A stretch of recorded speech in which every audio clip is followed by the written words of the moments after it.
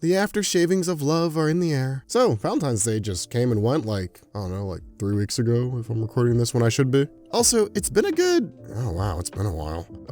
You should subscribe and like the video. Yeah, romance. The burning passion of love, the back and forth, the tango of two hearts. If it's not clear, I'm a huge fan of romance anime, and I've watched countless love stories across anime over the years. So today, I want to ask a simple question. What makes a great romance anime? Now, despite how deceptively simple this question is, the answer is, you see how long the video is. Anyway, welcome everybody to the Anime Lodge. My name is Aaron, and I will be your host during your stay here. So without further ado, let's get started. First off, let's talk a little bit about what I mean when I say great romance anime. A lot of different shows come to mind for different people. Do I mean uber popular shows like Toradora? Am I talking about shows that are genre defining and set a precedent for an entire generation, like Ranma 1/2 or in High School Host Club? Or perhaps I'm talking about shows that have romance boiled down to a science and execute on their concepts so well that it's impossible not to be captivated by them, like the recent Horimiya. Although those are all strong ways to measure a great romance anime, I'm actually going to break it down into the following 4 pieces: lovable characters, engaging central conflict, emotional beats, and magical moments. In my humble opinion, what separates the good from the great are the shows that deliver and excel in these 4 areas. So why don't we talk about each one a little bit more?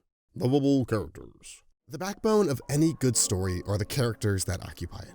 And that couldn't be more true for romance. I mean, it makes sense when you think about it. The entire series is built upon the relationship between these 2, maybe more than that, characters, and if they were written badly and they weren't endearing or interesting, then their story and romance wouldn't be interesting either. There's 3 levels to lovable characters. So let's go ahead and dive into the first one. Level 1 is the surface level view of a character. The character designs, their character traits. Are they a wholesome cutie, like Toru from Fruit Baskets? A distant, sarcastic, rude person like Ko from Blue Spring Ride? An unpredictable whirlwind of emotions and violence, like Taiga from Toradora. Different traits and designs are going to draw in different types of viewers, but it's our initial interaction with these characters that make us go, I want to learn more about this person, or I want to see them more. But just having cute characters with interesting traits isn't inherently enough to carry a great romance. The next level, or I guess second level to this, is the chemistry between the characters. Do the characters bounce off each other? Do we want to see them on screen together? And eventually, in a relationship? Good characters don't exist in a vacuum. The way they engage with other characters around them, especially their main love interest for a romance, is what makes them more charming. When I watch a romance, I want to go, wow, they're so cute together.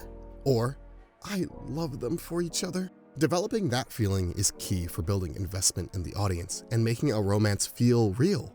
For example, Hachiman and Yukino from My Teen Romantic Comedy Snafu have fantastic chemistry. Their dialogue is overly witty, and they have a lot more in common than either of them would care to admit. Anytime they share screen time, it's enjoyable. So the final level, like the level 3, I guess this is like an iceberg or something, is the deeper level of characterization. What we don't get from looking at the tip of the iceberg. Real quick, let me throw a few characters at you. Sakata from Bunny Girl Senpai. Kaguya from Love is War. Otani from Lovely Complex. These are some of my favorite lead characters in romance, and they're all really different character archetypes. Initially, I was drawn in by their varying character designs and traits. Sakata is witty and dry. Kaguya is intelligent, but also stupid. Otani is hilarious and relatable. I like them all for different reasons, but the something that all of these characters share is they're 3-dimensional. They have fears, regrets, and insecurities. They have aspirations, hopes, and dreams. When I learned about Kaguya's struggles with her family, or Sakata's life philosophy that he picked up from Shoko, those are the things that made me love them. Strangely enough, the ability for a character to exist outside of their romance is what makes their romance so engaging. A great romance anime makes you love its characters. You're genuinely happy when they succeed, and you want them to find love. Watching 2 people fall in love is sweet, heartwarming even, but watching 2 people that you love fall in love, that's just downright captivating. On to our second criterion, conflict. Love is a battlefield, after all. So when I say conflict, all I'm really talking about is what is the thing keeping our leads from getting into a relationship like right now. Sometimes that conflict is internal, like a character who hasn't realized their feelings or refuses to confess them because they're nervous or whatever. And sometimes that conflict is external, like love triangles or quadrangles or pentangles. I'm not a mathologist. Regardless of what it is, the conflict needs to be believable and entertaining. Let me explain a little bit more with an example.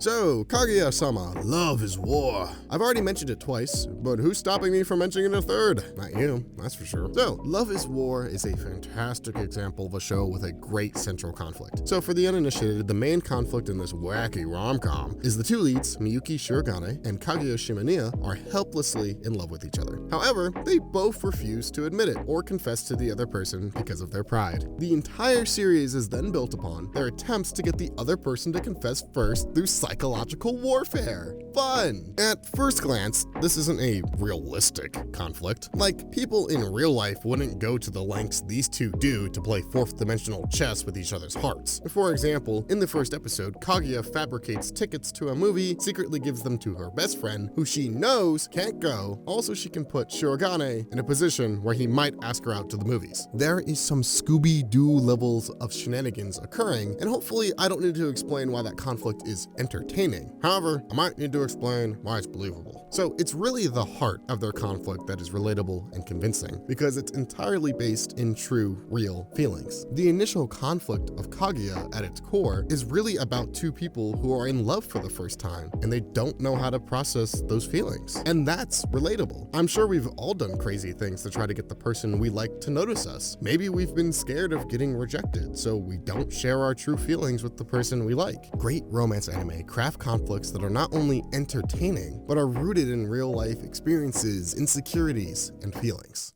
Emotional beats or whatever. So, Aaron, what exactly is a beat? Well, I'm glad you asked, voice in my head. Also, stop talking to me. I need to go to therapy. The easiest way for me to break down emotional beats is to talk a little bit about storytelling structure. I gotta preface this by saying I am not a professional novelist or anything. This is just my understanding of these concepts. Capri-san? Okay, moving on. Now, let's say we have a nice little couple here. Look how cute they are. And let's put this little path in front of them. We're gonna call it something interesting. A story. Perfect. So, as our lovely couple here makes their way from start to end, we should notice that their path isn't just a straight line. Along the way, we should see how they grow closer, what trials and tribulations they face, yada yada, all that great stuff. The beats are going to be the moments where our path changes. The path changing signifies a shift in the tone of the story. Most romance anime tend to have the following beats. So there's a setup or hook where we get introduced to the status quo of our protagonist. What are their lives like before they meet?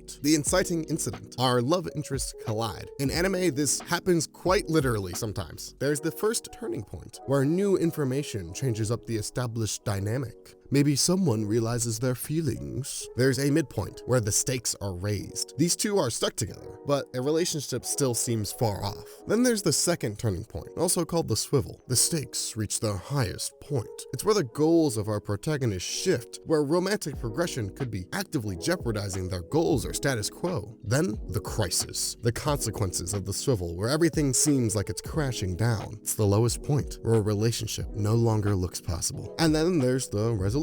The happily ever after, if you will, that usually implies marriage or they're together forever or something, I don't know. If you want an example of a show that nearly perfectly follows this structure, you should watch Toradora. To avoid major spoilers for the show, I'm not gonna go into details here or break it down, but just trust me when I say you can almost pinpoint exactly where each of these beats are in the story. So I rattled on about storytelling for a bit, but what does an anime need to do with these beats to be great? I mean, just having them isn't enough to make a story good. Well, my dear viewer, at and around each of these moments, a show's gotta be able to give you the doki dokis and the kokoro. You know what I'm saying? To put it in layman's terms, a great romance anime makes us feel things, whether it makes us break down into tears or jump up in joy. Strong emotional beats are the pillar of great romantic storytelling. Magical moments. Love is magic. As some person probably said, I don't really know. It just sounds more impressive if I'm quoting someone. Now, I'm not talking about actual magic here, even though sometimes that does make its way into romance anime. What I'm really talking about are the moments that make you squeal, roll around, and scream.